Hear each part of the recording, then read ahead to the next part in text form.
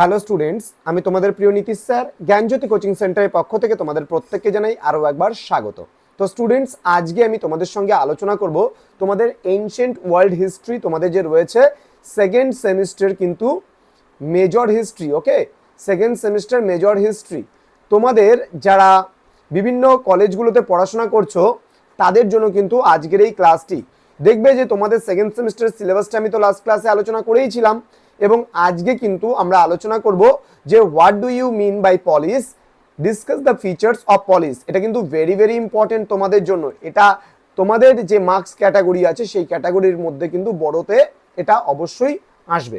তো স্টুডেন্টস, যারা এখনো পর্যন্ত আমাদের অফিসিয়াল ইউটিউব চ্যানেলটিকে সাবস্ক্রাইব করনি তারা অবশ্যই চ্যানেলটিকে সাবস্ক্রাইব করে পাশে থাকা বেল আইকন অল প্রেস করে দাও, যাতে নেক্সট টাইম থেকে কোনো ভিডিও আপলোড করলে তার নোটিফিকেশন তুমি সবার আগে পেতে পারো।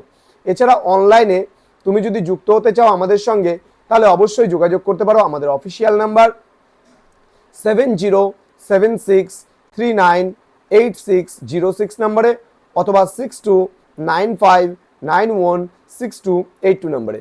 তোমাদের কোর্স ফি রয়েছে একেবারে সাধ্যের মধ্যে।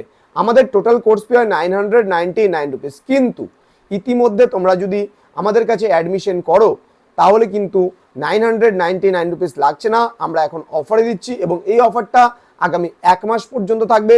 তোমরা 99 রুপিস অনলি পে করে পুরো 6 মাসের কোর্স পেয়ে যাচ্ছ, সমস্ত নোটস যাবতীয় ক্লাসেস পেয়ে যাচ্ছ মাত্র 99 রুপিসে।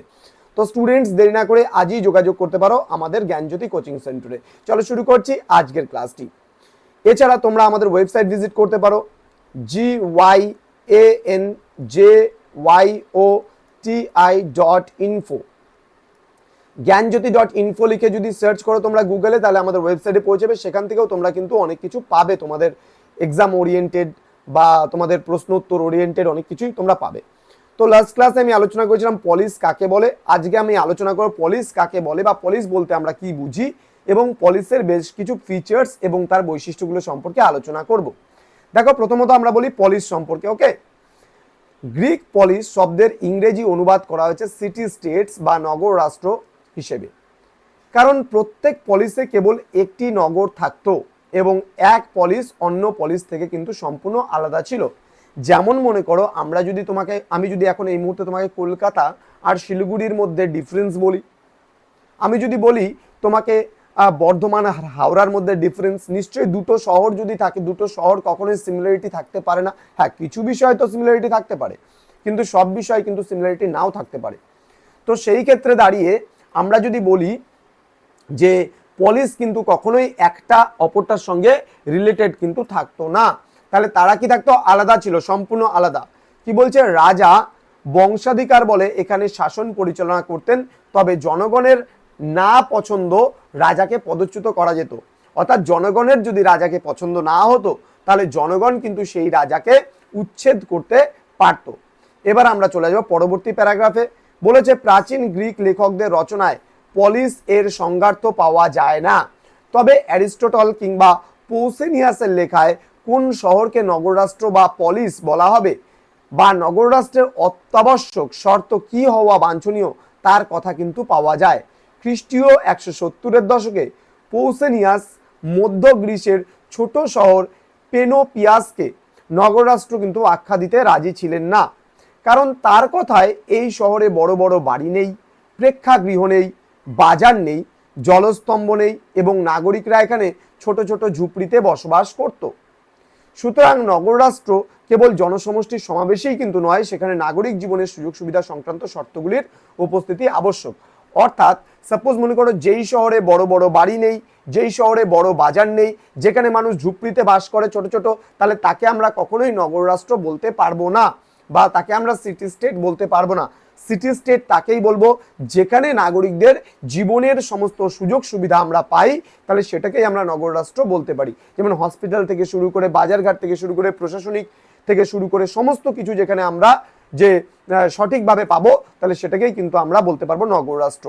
এবার অ্যারিস্টটল তার পলিটিক্স গ্রন্থে নগররাষ্ট্রের 4টি অপরিহার্য উপাদানের কথা বলেছেন, যেগুলো কি স্বাস্থ্য, এই যে আমি বললাম একটু আগে হাসপাতাল, অর্থাৎ স্বাস্থ্যটা আমার ঠিকঠাক হতে হবে, দেন প্রতিরক্ষা, রাজনৈতিক ক্রিয়াকলাপের জন্য উপযুক্ত পরিবেশ এবং সৌন্দর্য, এগুলো থাকলেই কিন্তু আমরা একটা নগর রাষ্ট্রকে কিন্তু আমরা পলিস বলতে পারবো।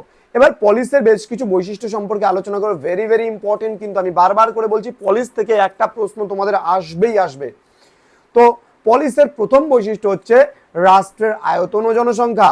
গ্রিক পলিসগুলি আয়তনে ও লোক সংখ্যায় ক্ষুদ্র হতো।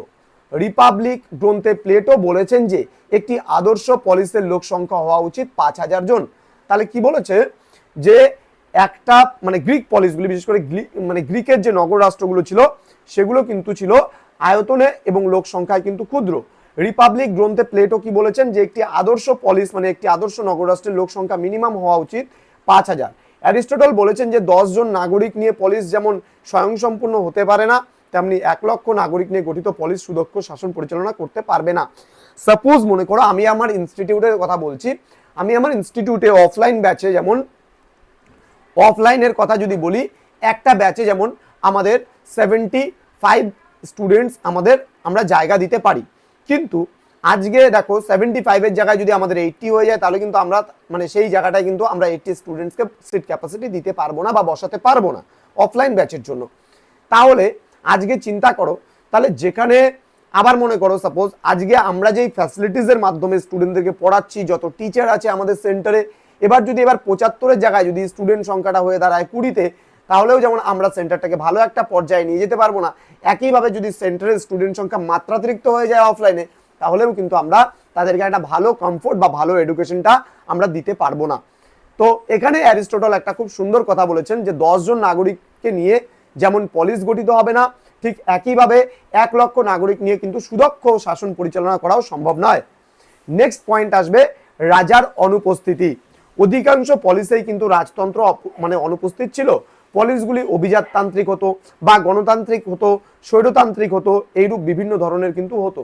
অবশ্য বংশানুক্রমিক রাজতন্ত্র থাকলেও নির্দিষ্ট অভিজাতদের হাতে রাষ্ট্রীয় ক্ষমতা কিন্তু চলে গিয়েছিল, আমরা দেখতে পাই সেটা। এবার পরবর্তী পয়েন্ট হচ্ছে নাগরিক ও বিদেশিদের অবস্থান। প্রতিটি পলিসে কিন্তু নাগরিক ছাড়া বহু বিদেশি বসবাস করত, তাদের নাগরিক অধিকার কিন্তু ছিল না, তবে সেখানে বসবাসের বিষয়ে তারা সামাজিক স্বীকৃতি পেয়েছিল। এথেন্সের শাসক বলেছেন যে আমরা বিদেশিদের কোনো শিক্ষা বা দৃশ্য থেকে দূরে সরিয়ে রাখি না। পরবর্তী পয়েন্ট চলে আসবে প্রশাসনে জনগণের অংশগ্রহণ। দেখো গ্রিক পলিসগুলিতে নাগরিকরা শাসন পরিচালনায় প্রত্যক্ষভাবে অংশ নিতে পারত।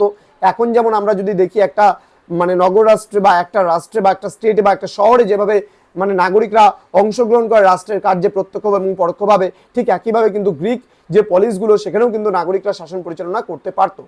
অ্যারিস্টটল তার পলিটিক্স গ্রন্থে বলেছেন যে পলিসের আয়তন এমন ক্ষুদ্র হওয়া উচিত যাতে সেখানকার প্রতিটি নাগরিকের মধ্যে প্রত্যক্ষ পরিচয় থাকে। এবার আমরা স্বতন্ত্র বলে একটা পয়েন্ট জানবো। গ্রিসের প্রতিটি পলিস কিন্তু একে অপরের থেকে স্বতন্ত্র ছিল। প্রতিটি পলিসের নিজস্ব সরকার, সেনাবাহিনী, ক্যালেন্ডার থাকতো। পলিসগুলির প্রতিটির পৃথক মুদ্রা ব্যবস্থা এবং মানচিত্র ছিল বলেও কিন্তু অনুমান করা যায়। কোনো কোনো ক্ষেত্রে পলিসগুলির পূজা পদ্ধতিও কিন্তু পৃথক হতো। তাহলে সব যেমন মনে করো আজকে সাপোজ মনে করো একটা স্টেটে বা একটা রাষ্ট্রে দেখা যায় যে মানুষজন কি সব শহরে কি একই ধর্মের পূজা করে। সাপোজ তুমি যদি মনে করো কোনো ইসলাম টেরিটরিতে চলে যাও, তাহলে সেখানে যেমন তুমি মসজিদের সংখ্যাটা বেশি পাবে, তুমি কোনো খ্রিস্টান টেরিটরিতে চলে গেলে সেখানে যেমন চার্চের সংখ্যাটা বেশি পাবে, একইভাবে তুমি যদি কোনো হিন্দু টেরিটরিতে চলে যাও সেখানে মন্দিরের সংখ্যাটা বেশি পাবে। তাহলে পলিসগুলোর পুজো পদ্ধতি কিন্তু মানে সেম হতো না, আলাদা আলাদা ধরনের হতো। এবার আমরা পরবর্তী পয়েন্ট ডিসকাস করবো, আর দুটো মাত্র পয়েন্টস আছে। নগর ও গ্রামের সমন্বয়। গ্রিক নগর রাষ্ট্র বলতে শুধু রাষ্ট্র জুড়ে নগরের অবস্থান বা নগর মানে কর্তৃক গ্রাম শাসনকেই কিন্তু বোঝাতো না। প্রাচীন গ্রিসে যেমন এথেন্সের মতো উন্নত নগর রাষ্ট্র ছিল, তেমনি অনেক নগর রাষ্ট্র ছিল যা আদৌ নগর ছিল না। এবার অর্থনৈতিক বৈষম্য। গ্রিসের বিভিন্ন নগর রাষ্ট্রের মধ্যে অর্থনৈতিক বৈষম্য ছিল, যেমন একদিকে কোরিন্থ ও মিলেটাসের মানুষ শিল্প বাণিজ্যের দ্বারা তাদের জীবিকা নির্বাহ করত, অন্যদিকে স্পার্টা, এলিস এবং আর্কাডিয়ার মানুষ কৃষি, যুদ্ধকর এবং মন্দিরের আয়ের উপর নির্ভরশীল ছিল। তো স্টুডেন্টস, এই ছিল পলিস বলতে কি বোঝো, পলিসের বৈশিষ্ট্য। খুবই গুরুত্বপূর্ণ আজকের এই ক্লাসটি ছিল। তো Gyanjyoti coaching centre official YouTube channel যারা সাবস্ক্রাইব করনি তারা অবশ্যই চ্যানেলটিকে সাবস্ক্রাইব করে পাশে থাকা বেল আইকন অল প্রেস করে বন্ধুদের সঙ্গে ভিডিওটি শেয়ার করো। তাদেরকেও বলো চ্যানেলটিকে সাবস্ক্রাইব করে রাখতে, তার কারণ নেক্সট টাইম থেকে যে ভিডিওগুলো আসবে সেগুলো কিন্তু তোমাদের পরীক্ষা বা এক্সাম ওরিয়েন্টেড ক্লাসগুলো আসতে থাকবে। তোমাদের উজ্জ্বল ভবিষ্যৎ গড়ে তুলবো আমরা, এটাই আমাদের মূল প্রতিশ্রুতি। দেখা হচ্ছে খুব তাড়াতাড়ি পরবর্তী ক্লাস নিয়ে। তোমরা যদি কোনো রকমের এনকোয়ারি থাকে, তোমরা অনলাইনে যদি যুক্ত হতে নাও চাও, তোমরা যদি কোনো রকমের কোনো অসুবিধার জন্য আমাদের কাছে কল করতে চাও, নির্দ্বিধায় আমাদের 6295916282 এবং 7076398606 নম্বরে আমাদের সঙ্গে সরাসরি যোগাযোগ করতে পারো। আমি নকশালবাড়ি কলেজের একজন প্রফেসর ছিলাম, এখন জ্ঞানজ্যোতি কোচিং সেন্টারের মাধ্যমে আমাদের টোটাল 12টা ইউনিভার্সিটির আন্ডারে বিভিন্ন ক্লাস চলছে, পড়ানো হচ্ছে বিভিন্ন স্টুডেন্টদের। আমাদের ওয়েবসাইট ভিজিট করতে পারো, আমাদের ইউটিউব চ্যানেল রয়েছে এবং আমাদের অ্যাপ্লিকেশন বা প্লে স্টোর থেকে অ্যাপও তোমরা ডাউনলোড করে কোর্স পারচেস করতে পারো। আমাদের অ্যাপ্লিকেশনের নাম হচ্ছে গোগো এডুকেশন, গোগো এডুকেশন, ঠিক আছে? গোগো এডুকেশন তোমরা যদি সার্চ করো প্লে স্টোরে, তোমরা 1 উইকের মধ্যে পাবে, 1 উইকের মধ্যে পাবে। আমাদের লঞ্চ হচ্ছে নতুন অ্যাপ্লিকেশন, সেখানে কিন্তু তোমাদের প্রতিটা ইউনিভার্সিটির আন্ডারে কিন্তু মানে যে বিষয়গুলো রয়েছে সেগুলো কিন্তু তোমরা অ্যাক্সেস করতে পারবে। তো স্টুডেন্টস, খুব তাড়াতাড়ি তোমাদের সঙ্গে দেখা হবে পরবর্তী নতুন কোনো ক্লাস নিয়ে। তোমরা প্রত্যেকেই ভালো থেকো, সুস্থ থেকো। Thank you so much, thanks for watching. After all, thank you.